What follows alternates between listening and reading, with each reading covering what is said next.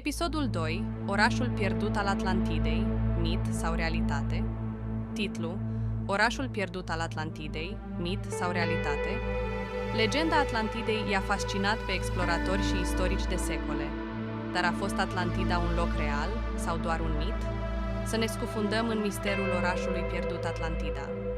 Povestea Atlantidei provine de la filozoful grec Platon, care a descris o civilizație puternică și avansată, care s-a scufundat în ocean cu aproximativ 9.000 de ani înainte de vremea lui.